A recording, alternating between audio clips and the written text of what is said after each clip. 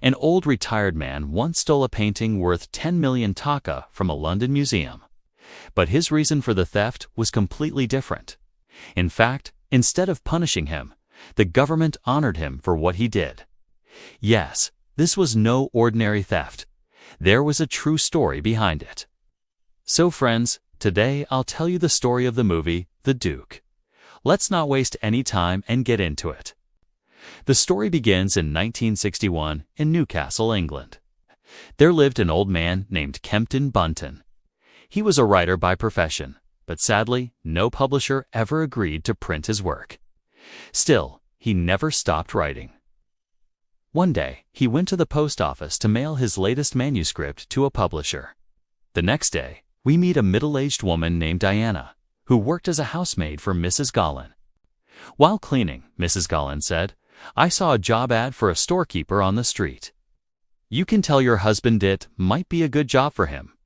Diana just smiled quietly because she knew her husband Bunton could never keep a job for long.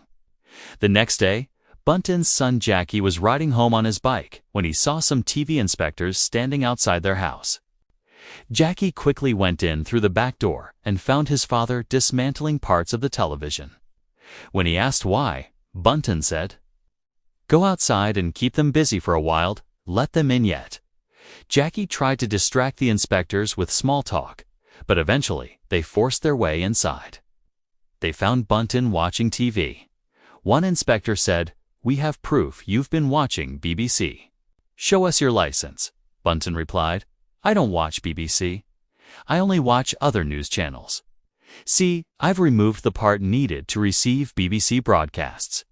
He then added, "I've been campaigning for years to let senior citizens watch BBC for free." Just then, journalists arranged by Bunton himself arrived and took his photo. The next day, a newspaper published a story about his protest. In the following scene, we see Bunton being released from jail, with his son Jackie there to pick him up. Back in the 1960s, having a transmitter without a BBC license was illegal, which is why Bunton had been arrested. After leaving jail, they visited a cemetery where Bunton's daughter Marion was buried. Jackie asked, "Why doesn't Mom come here?" Bunton replied, "Your mother loved Marion deeply. Even hearing her name still makes her cry, so she stays away." Next, we see a government press conference where officials are discussing a famous painting, The Duke of Wellington. One officer said, to prevent this priceless painting from being sold overseas, the government had to spend £140,000. Now we're gifting it to the nation to keep it safe. Meanwhile, Bunton was watching the news at home and said to his son, "Spending that much money on a painting is pure foolishness." The next day, while Jackie was working at a shipping company, his grandfather Danny showed up. Danny was very different. He did odd jobs and occasionally stole things, which is why Jackie didn't like being around him anymore. They talked for a while, and Danny offered Jackie a chance to work with him again. Jackie refused, saying, "I want to live honestly, not by stealing." That evening, Diana and Bunton were watching TV when Jackie came home with Danny. Knowing Danny's nature, Bunton and Diana didn't want their son hanging around him.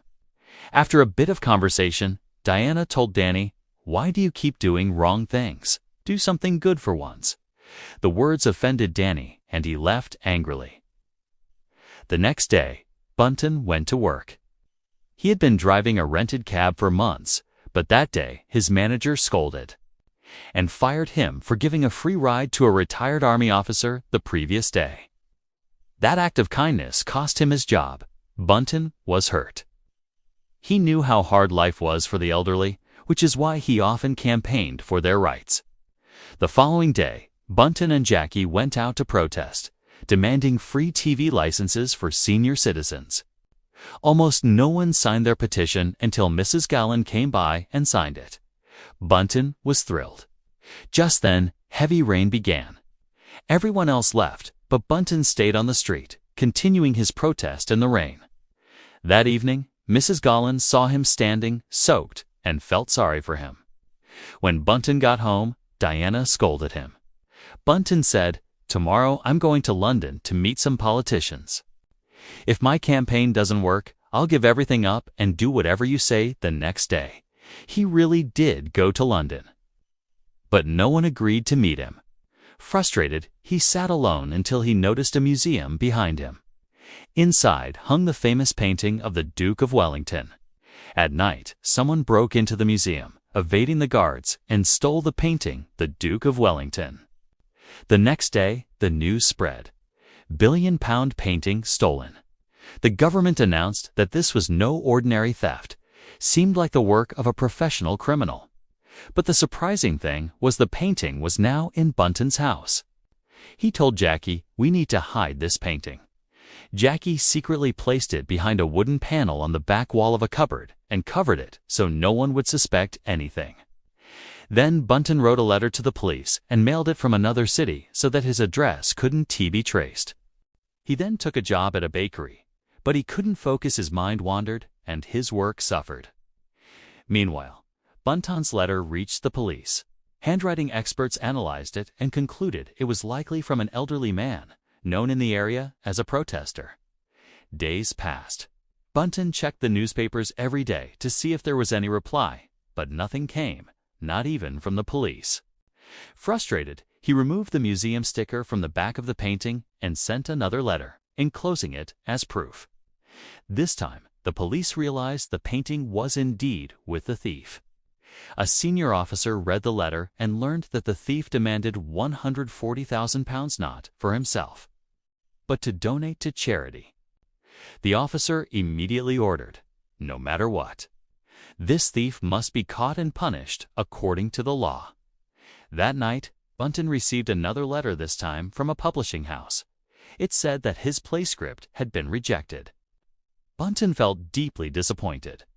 The next day, Bunton and a colleague finished lunch early and played a small game at the bakery. The manager noticed and scolded them. Bunton's colleague, an Asian man, was insulted by the manager, who used his country's name derogatorily. Bunton immediately protested against the racist behavior, resulting in him losing his job again. He returned home feeling dejected. There, 2 police officers were waiting.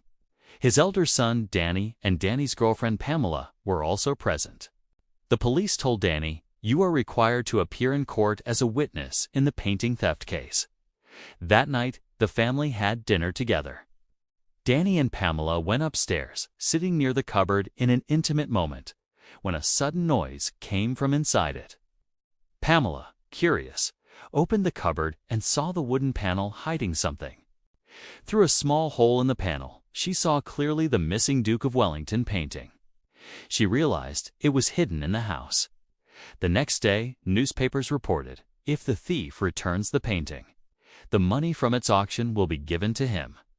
Jackie showed this news to his father, and both were happy, hoping the matter could be resolved peacefully. That night, the whole family celebrated at a hotel. Everyone was cheerful. But Pamela seized the moment to confront Bunton. "I know you were the one who stole the painting," Bunton confessed, explaining, "That night, I used a pipe to enter through the bathroom, took the painting, and returned home the same way. When I showed it to my father, he was shocked and said, 'Return it immediately.' But I said, 'If we sell this painting, we can claim a lot of money from the government and use it to help the elderly.' In the end, my father agreed, though he warned, 'If the police ever catch us, I will take full responsibility.'" The next day, Bunton was summoned to a lockup. His lawyer asked, "Will you let me defend you in court?" Bunton's lawyer straightforwardly said, "You stole it and surrendered yourself. That alone is evidence against you. Still, I will try to reduce your sentence." In court, 3 witnesses were presented against Bunton. First, a museum cleaner testified that she first noticed the painting was missing. Second, a police officer said Bunton had confessed to giving him the painting. The last witness, a handwriting expert, confirmed that the letters sent matched Bunton's handwriting 100%. Due to lack of time, the investigation ended there.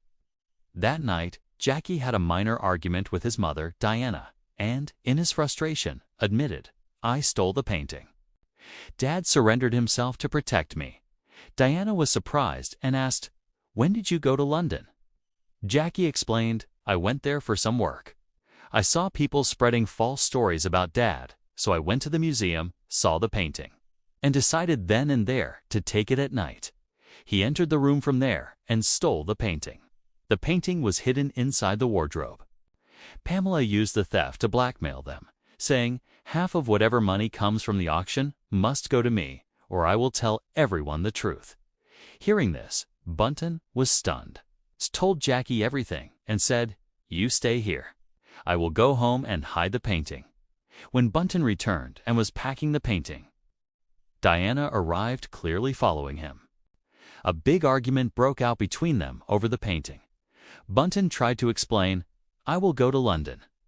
I will hand the painting over to the authorities and sort everything out quickly." That very night, he set off for London with the painting. The next day, Bunton went to the museum and gave the painting to a security guard. The police arrived immediately, arrested him, and sent him to jail. The news spread overnight. The thief had returned the painting and surrendered himself voluntarily. 2 days later, a lawyer visited him in the lockup. Bunton asked, "Can you win this case and get me out of jail?" The lawyer said, "You stole the painting and surrendered yourself. That is direct evidence against you.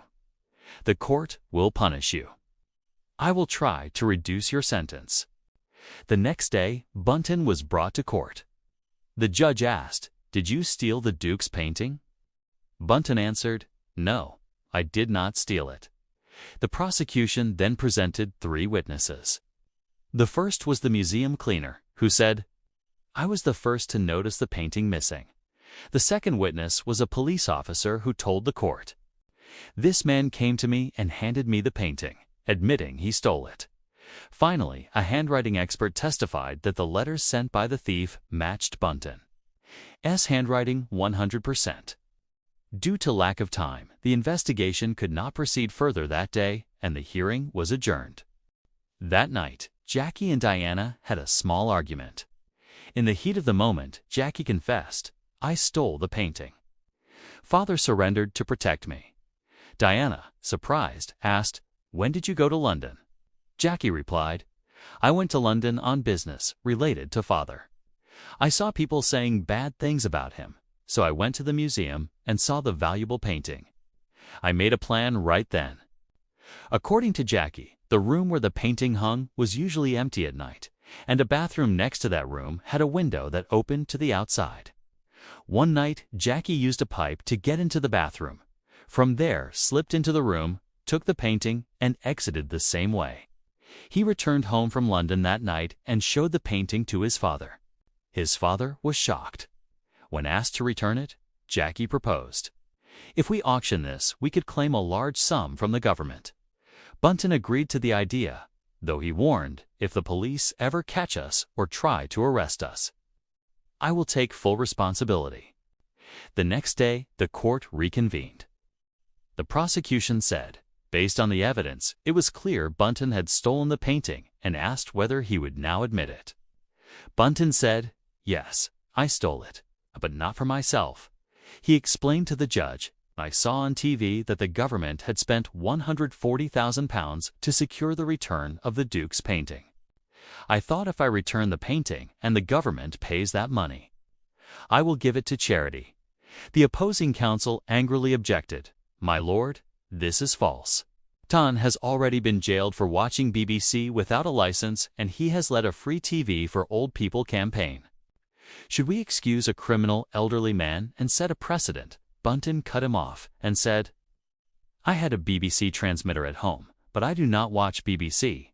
For years I have campaigned to make TV licenses free for the elderly and pensioners. The rising cost of TV subscriptions and licenses is unaffordable for a pensioner. In hard times, people rely on TV for entertainment but are afraid to protest. If the government had not spent £140,000 on bringing back this painting, they could have used that money to give almost 3,500 free TV licenses to pensioners. So I decided if I could get that money in place of the painting, I would distribute 3,500 free licenses." Everyone in the courtroom was deeply moved by Bunton's words. They recognized the sincerity behind them. The court session ended. Afterward, Bunton's lawyer met him and said, "Based on how you spoke today, I will try to have your sentence reduced." Diana arrived at the court. She asked Bunton, "Why didn't you tell me earlier that you did not commit this theft?" Bunton calmly replied, "I didn't want you to see Jackie go to jail. You suffered so much when Marion passed away. I didn't want to cause you more pain." The next day, court reconvened. Bunton's lawyer argued, "Our country's law should not be so rigid that an honest person acting for the good of others is punished.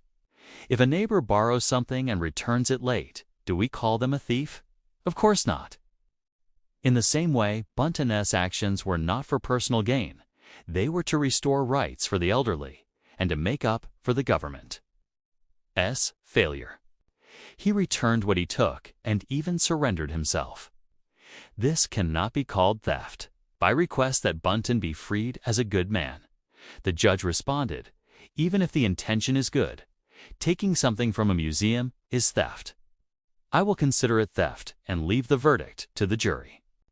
After some deliberation, the jury announced, "We also consider it theft, and punishment according to the law is necessary." Hearing this, everyone in the courtroom protested, shouting in Bunton's favor. Finally, the head juror gave the decisive verdict. "After considering everything, I believe this cannot be called theft. Bunton should be released." The judge had no choice. To uphold the law, however, Bunton was given a minimal sentence of 3 months' imprisonment, and the case was closed. Everyone present rejoiced. 3 months later, Bunton was released. Diana came to pick him up, and he was overjoyed. When they returned home, they saw that Diana had placed a photo of their daughter Marion on the wall. Diana smiled and said, "From now on, we'll share happiness and sorrow together." Later, Jackie and his girlfriend went to the police station. Jackie told the officer, "My father didn't steal the painting. I did. I feel guilty for my mistake." The officer warned him, "We do not want to reopen this case. If you make trouble over it, it could mean jail for all of you." Jackie stayed silent. That night, Bunton and Diana went to the cinema together. Their faces were filled with smiles and their hearts at peace. At the end of the film, a notice appeared. Since 2000, citizens aged 75 and above no longer need a TV license. The government had passed it into law. In other words, Bunton's protest had finally succeeded. And that's how the movie ends. If you enjoyed this video, don't forget to like and subscribe. I'll be back soon with another amazing movie story. Until then, stay well and stay healthy.